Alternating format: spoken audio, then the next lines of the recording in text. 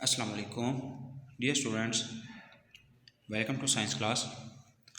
आज की जो हमारी डायरी होगी वो होगी चैप्टर नंबर 14 के 3 शॉर्ट क्वेश्चंस और उसके 2 लॉन्ग क्वेश्चंस की हम रिवीजन करेंगे। ठीक है, तो सबसे पहले हम शॉर्ट क्वेश्चंस को अगेन एक दफ़ा रिवाइज कर लेते हैं। शॉर्ट क्वेश्चन नंबर 3 है, कहता है कि right the disadvantage of biomass energy. ठीक है, कहता है जो बायोमास एनर्जी है ना, जो मोस्टली उससे हासिल होती है, हमने देखा था वुड से और ग्रेन से जो एनर्जी हासिल होती है, कहता है उसके डिसएडवांटेज, उसके नुकसान बता दें हमें। Biomass energy is not the cleanest source of energy.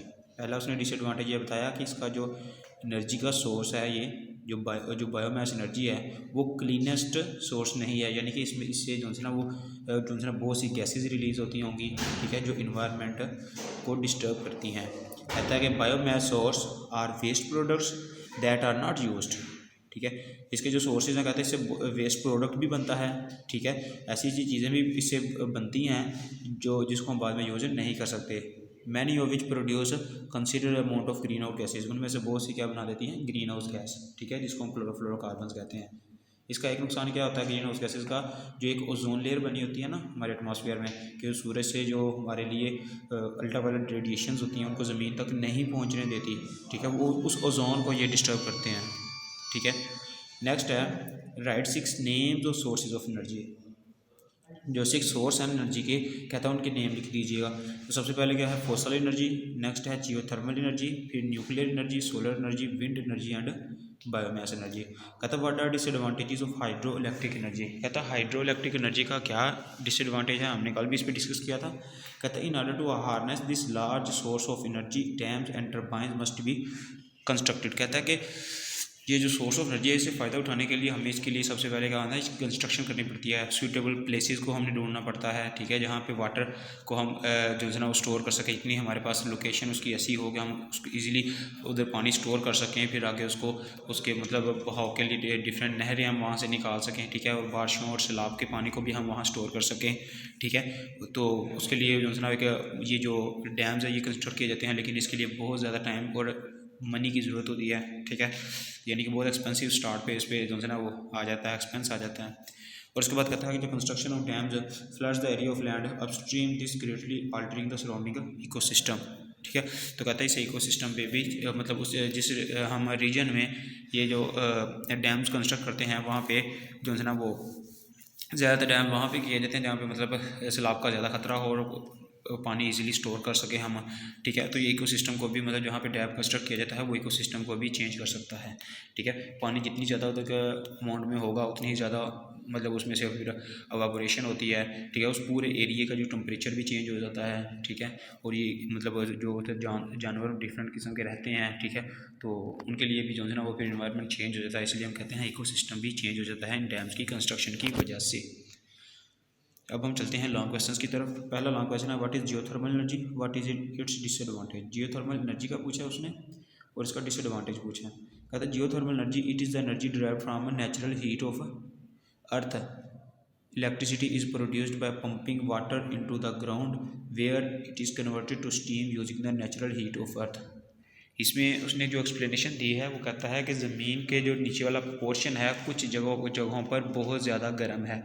ठीक है, जैसा कि आपने पढ़ा था लावा, लावा क्या था, फोर्थ स्टेट ऑफ मैटर है जिसको हम पिघला हुआ मादा भी कहते हैं। ठीक है, जो अक्सर ज़मीन से जब एक वोल्केनो फटता है, यानी कि आतिशफशां जब फटता है तो वो लावा ज़मीन से बाहर आ जाता है। ठीक है, तो वहाँ से हमें ख्याल होता है, हमें मतलब इस चीज़ का कंसेप्ट मिलता है कि ज़मीन के नीचे टेम्परेचर बहुत ज़्यादा है। ठीक है, और ये इसका ज़मीन के नीचे रेंज डिफरेंट हो सकती है। ठीक है, कुछ ऐसे एरियाज़ हैं जहाँ पे नीचे वाला उसका जो पोर्शन है वो बहुत ही हॉट है, वहाँ पे टेम्परेचर बहुत ज़्यादा है और जो जितनी भी रॉक्स वगैरह हैं वो मोल्टन फॉर्म में हैं। ठीक है, तो एक तो वो कंसेप्ट हो गया। तो इसका मतलब ये है कि ज़मीन के नीचे टेम्परेचर बहुत ज़्यादा है। जब ज़मीन बनी थी तो ये सारा जो है ना ये कंप्लीट जो अर्थ थी ना, ये सारा एक मतलब उसका आग का हिस्सा थी। ठीक है, लेकिन आहिस्ता आहिस्ता इसके ऊपर ये वाली जो क्रस्ट है, सतह है, वो मतलब ठंडी होती गई टेम्परेचर की वजह से, फिर इस पे ज़िंदगी जो है ना वजूद में आई। तो इसका नीचे वाला पोर्शन अभी भी वो बहुत हॉट है। तो इसलिए वो कहता है कि ज़मीन का जो नीचे वाला एरिया ना उसकी जो नेचुरल हीट होती है, उसकी अपनी हीट है, उसकी वजह से भी हम बिजली बना सकते हैं। कैसे, तो हमने इसकी जब एक्सप्लेनेशन पढ़ी थी तो उसमें वो बता रहा था कि हम इसमें मतलब पंपिंग जो है ना ड्रिलिंग कर सकते हैं, पाइप्स को नीचे भेज सकते हैं, वाटर पाइप्स को। तो कहता है जब पाइप्स के ज़रिए हम पानी को ज़मीन ज़ेरे ज़मीन भेजते हैं उस जगह पे जहाँ पे मतलब ये टेम्परेचर बहुत ज़्यादा होता है, तो वो जो पाइप्स हैं वो गर्म होते हैं, इतने गर्म हो जाते हैं कि वो जो उसमें वाटर होता है वो सारा स्टीम में कन्वर्ट हो जाता है। तो ये कंप्लीट एक प्रोसेस होता है, उसके ज़रिए फिर वो गैस में कन्वर्ट हो जाता है, और वो जो गैस बनती है स्टीम यानी कि जो बनती है, उससे फिर हम आगे टर्बाइंस यूज़ करके इलेक्ट्रिसिटी क्रिएट करते हैं। ठीक है, तो ये सिस्टम था जियोथर्मल एनर्जी, ज़मीन की नेचुरल हीट को यूज़ करना। ठीक है, the steam is then use to spin a turbine which produce electricity, जो फिर इलेक्ट्रिसिटी जिससे प्रोड्यूस की जाती है। मतलब कंसेप्ट आपके माइंड में ये होना चाहिए कि जियोथर्मल एनर्जी क्या है, ज़मीन की जो नेचुरल हीट है, मतलब ज़मीन की का कुछ एरिया ऐसा है जो ज़मीन से नीचे बहुत ज़्यादा उसका टेम्परेचर है, तो हम जब उसमें पहले चेक कर लेते हैं उसका डिस्टेंस के कितने डिस्टेंस पे ज़मीन के नीचे ये एरिया मौजूद है जहाँ पे टेम्परेचर बहुत ज़्यादा है, तो हम ड्रिलिंग करके पाइप्स के ज़रिए वहाँ तक पानी को पहुँचाते हैं। ठीक है, जब पानी वहाँ तक पहुँच जाता है तो फिर वो ऑटोमेटिकली स्टीम में चेंज होता है, आगे कंप्लीट ये एक प्रोसेस है। ठीक है, तो उसके बाद नेक्स्ट कहते हैं इसका डिसएडवांटेज क्या है जियोथर्मल एनर्जी का। कहते हैं earth naturally occurring heat flows energy in is near enough to earth surface to bring steam और hot water to the surface. Geothermal energy produces only small amount of electricity compare to other alternative fuel sources. कहते हैं जो other alternate fuel sources है ना, तो जैसा कि gas से भी इलेक्ट्रिसिटी बनती है, पेट्रोल से बनती है, कहता है उसके मुकाबले में एक तो ये बहुत ही कम एनर्जी होती है। ठीक है, उसके बाद नेक्स्ट है how electricity is produced by wind energy. कहता है विंड एनर्जी जो सी है वो उससे इलेक्ट्रिसिटी कैसे हम क्रिएट करते हैं। कहता है when wind is trapped and converted to electricity by 3 bladed wind turbines. कहता है तीन ब्लेड्स की शक्ल, जैसे कि फैन के जो है ना ऊपर होते हैं, कहता है इसी तरह ये एक टर्बाइन होती है, उसके आगे 3 ब्लेड्स लगे होते हैं। ठीक है, वो किसकी वजह से मूव करते हैं, वो हवा की वजह से मूव करते हैं। ठीक है, कहता है अर्थ जो है ना व्हेन एनर्जी इज ट्रैप, जब एनर्जी ट्रैप होती है तो कन्वर्ट हो जाती है इलेक्ट्रिसिटी में 3 ब्लेडेड विंड टर्बाइन से। तो अब यहाँ से दोबारा आपको बताने लगा कैसे होता है। कहता है विंड जो है ना वो जो हवा है वो क्या करती है, टर्न्स घुमाती है किसको, ब्लेड्स को, विच स्पिन अ शाफ्ट, फिर वो शाफ्ट को एक स्पिन मूव करवाता है, which connects to a generator, जो एक जनरेटर के साथ कनेक्ट हुआ होता है। ठीक है, एंड मेक्स इलेक्ट्रिसिटी। आपकी बुक पे डायग्राम भी बनी हुई है, कहता है कि किस तरह हवा जब चलती है तो वो जो 3 ब्लेड्स हैं वो मूव करते हैं, फिर शाफ्ट को मूव करवाते हैं, आगे जनरेटर चलता है, जनरेटर चलने से आगे इलेक्ट्रिसिटी क्रिएट होती है। ठीक है, wind is sustainable source of energy in that it does not diminishes with use like fuels. ठीक है, कहता है ये नहीं कि इससे हम बिजली बना लें और ये बाद में ख़त्म हो जाती है, ये दोबारा हम इसको यूज़ कर सकते हैं। ठीक है, जब हवा चलती है इलेक्ट्रिसिटी प्रोड्यूस होती है, लेकिन वो आगे गुजर जाती है, ख़त्म नहीं होती। ठीक है, the conversion of wind energy to electricity using wind turbine, तो हम विंड टर्बाइंस के जरिए इनको कन्वर्ट करते हैं विंड एनर्जी को लाइट एनर्जी में। कहता है इसका डिसएडवांटेज क्या है, the main disadvantage of wind energy is that good wind of sites are is remote location, long stretches of power lines are needed to connect each city to the wind energy generator. कहता है कि एक तो ये है कि definitely हम शहरों में तो इसको नहीं लगा सकते।